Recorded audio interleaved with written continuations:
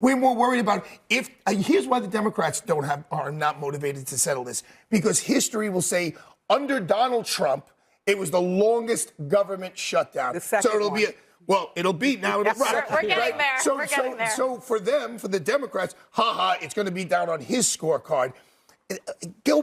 I wish Congress would go home, go to their home districts, and see the people suffering. You want to know who and it is? then come back to Washington and then make their decisions. Somebody is, and it's Marjorie Taylor Greene, and she's taking the sides of the Democrats actively. She has talked to her constituents, and she said their health care premiums are about to skyrocket. So, again, in today's video, Adam Mockler completely outclasses Arthur Aidala during their intense exchange on Newsnight with Abby Phillip, where the conversation quickly turns fiery as they argue over the government shutdown, Tucker Carlson's shocking choice to bring Nick Fuentes onto his platform, and the growing turmoil taking over the Republican Party.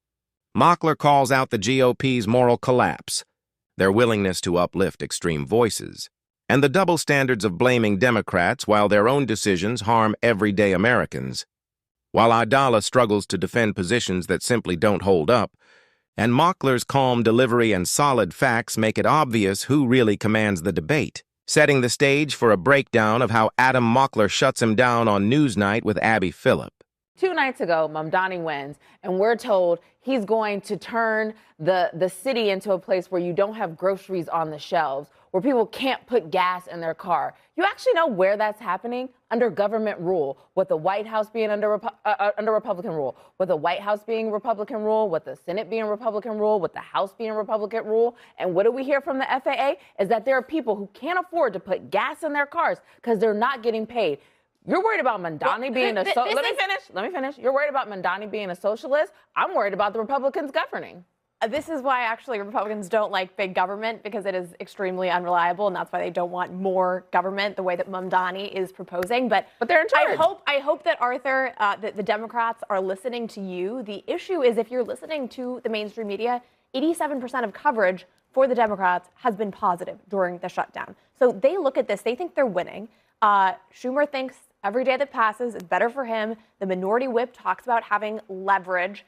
And they don't really have the incentive now, right? They look at the margins that they won in Virginia, where lots of angry government employees turned out to vote for Spanberger, and they think, I don't want to give this up. At the same time, Axios is reporting that House Democrats are putting tremendous pressure on Senate Democrats not to cave, not to compromise, or they will have, quote unquote, hell to pay. So I don't think Democrats are in a position where they are interested in negotiating based on everything that's being reported and that we're hearing from them. Democrats are absolutely about to negotiate. There's reporting today that they're ready because they have leverage. First of all, I just want to say, the idea that the Republican Party is the party of small government, as you claimed, is a joke under this administration. Donald Trump is taking stakes, active stakes in multiple companies. Donald Trump is expanding his executive power, trying to trample all over Congress, trying to appoint people in key positions so that they can take Jimmy Kimmel off the air. But I do want to say... So what do you want? What do you want big government here in New York? Why is that something that we should advocate for? We just want the government open. You don't know my position on New York. I want the government. The Republicans have voted 14 times to open the government. Let me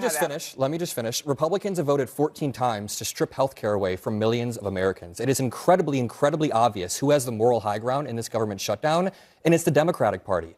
They are just trying to prevent millions of Americans from being kicked off of health care. Who put the sunset provision for ACA subsidies?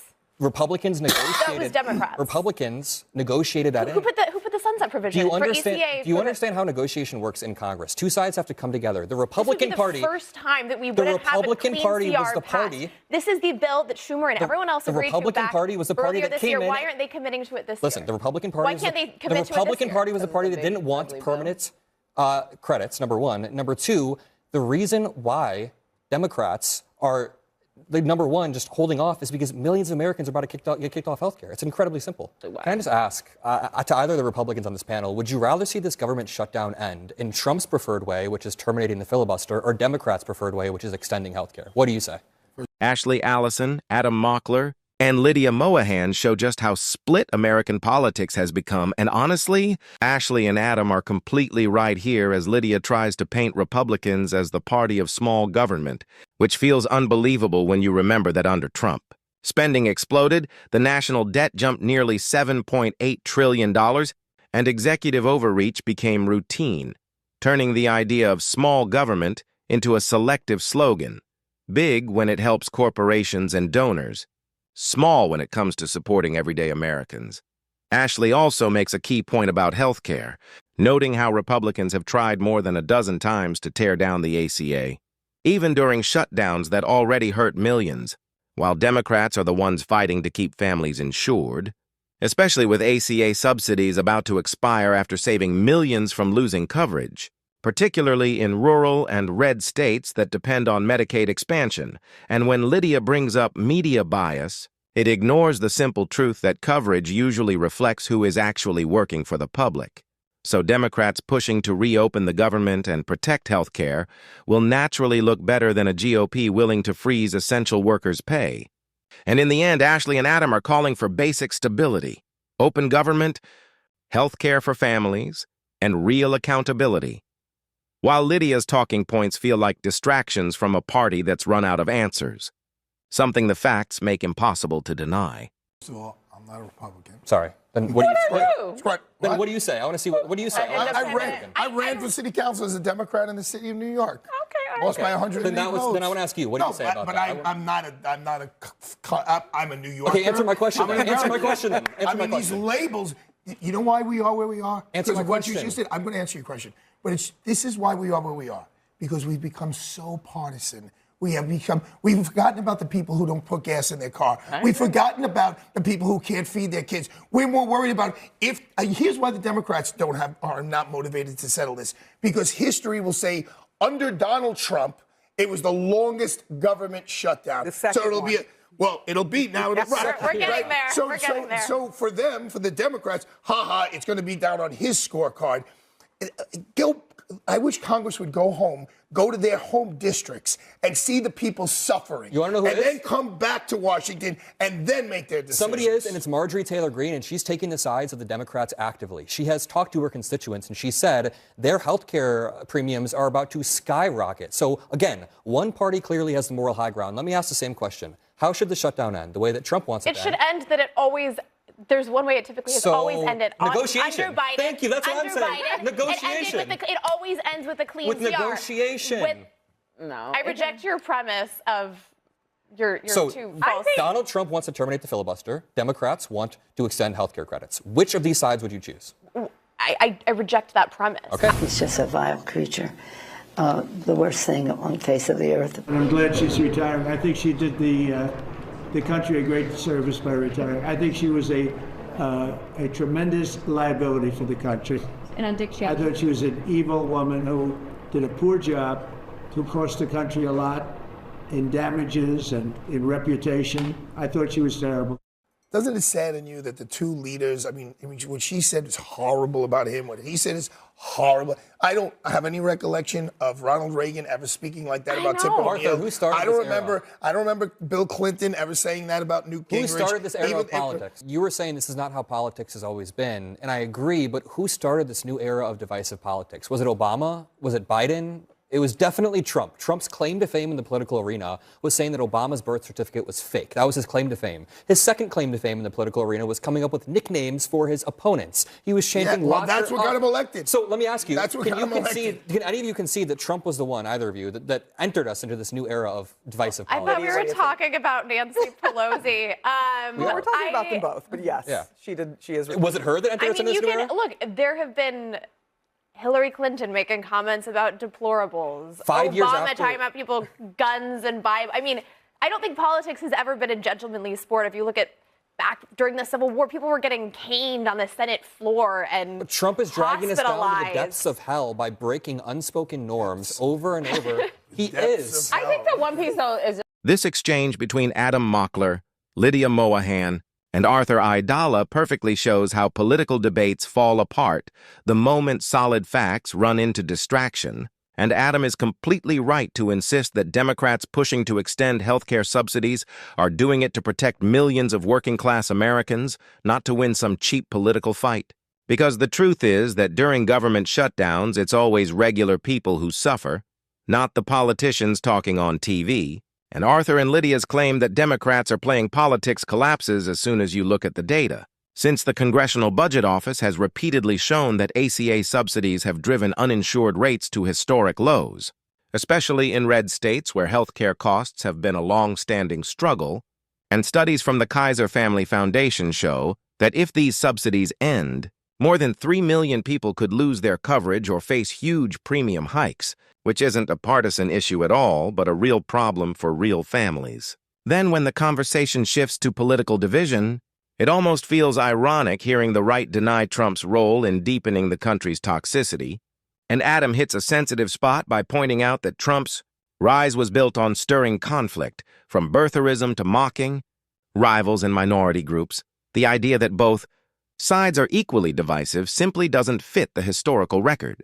And Adam's style stays grounded in reality instead of culture wars or team loyalty, as he calls out hypocrisy and keeps the debate focused on facts that actually shape people's lives, which is exactly the kind of approach these conversations need far more of. Tonight, an eye-raising quote. Absolute shit show. That is what a senior staffer is calling the Heritage Foundation after its leader, Kevin Roberts, defended Tucker Carlson for hosting white nationalist and Holocaust denier Nick Fuentes on his podcast. Roberts is now apologizing, but the staffer says Roberts lost control of the organization. There is open rebellion. It is disgust from those there. 85% are totally disgusted. Carlson ignited a civil war inside the Republican Party with that podcast. Right-wing provocateur and close Trump ally Laura Loomer told CNN that Carlson is a poison pill to the GOP, and he'll cost the GOP elections in 2026 and 2028. The reason why he brought him on was Fuentes, on his own, attacked Tucker Carlson's father, wife, and child. And Tucker was enraged, and the way he targeted his anger was to have him on his podcast. Wait, so he was so enraged, he decided to have a friendly interview with Nick Fuentes. The problem, listen, the problem is not that he held the interview, it's that he normalized this type of ideology. I think the Republican Party is for the first time being forced to face the monster that they've created in Nick Fuentes. Throughout my entire youth, I've watched Donald Trump normalize, not Nick Fuentes' rhetoric, but a type of extremist rhetoric that the U.S. has never seen before. Now, that is manifesting in the GOP, or at least Tucker Carlson and big wings of the GOP, welcoming in. Tucker Carlson is welcoming in somebody who believes the Holocaust didn't happen, or he thinks if it did happen, it was a good thing. He thinks that black people deserve less rights, women deserve less rights. You can't say that about Donald Trump. The Republicans do not. About Jewish people with Donald Trump. That's how I'm saying. He wore a yarmulke at his daughter's wedding. The way that Donald Trump speaks about the Democratic Party, the way that Donald Trump speaks about people who disagree with him, has normalized this extremist rhetoric. He said that we were gnats who need to be taken care of in front of the military. But the point is, a lot of young people are being sucked into this Nick Fuentes pipeline. I don't think the Republican Party, the old guard, is ready for what's about to smack them in the face with this new guard. Adam Mockler and Arthur Aidala get straight to the heart of one of America's biggest political problems today, the growing acceptance of extremism, and Adam is absolutely right to call it out. Because when someone like Nick Fuentes is given a platform by figures such as Tucker Carlson, it's not just a controversial conversation. It's the mainstreaming of hate dressed up as free speech. And the reality is that when a Holocaust denier who has openly spread racist and anti-Semitic views is treated like a normal guest instead of a danger to democracy, that isn't journalism. It's a gateway for recruitment. And research from groups like the Anti-Defamation League and the Southern Poverty Law Center has repeatedly shown clear links between extremist rhetoric online and real-life hate crimes. Which means these concerns aren't theoretical. They turn into actual violence. So when Arthur tries to dodge the issue by pointing to Trump's Jewish family connections, it has nothing to do with Adam's point, because personal relationships don't erase the fact that Trump's language has empowered extremists, and FBI hate crime data shows that incidents targeting Jewish Americans rose by more than 30% during his presidency, which is not a coincidence. As leaders using phrases like enemies of the people or repeating white nationalist themes create a climate where extremists feel encouraged. And Adam's warning isn't political spin, but a serious reality check. Because the GOP's refusal to strongly condemn figures like Fuentes or Carlson is a dangerous sign, and if they don't shift course soon, the internal conflict inside the party will be nothing compared to the damage that unchecked extremism could bring to democracy itself.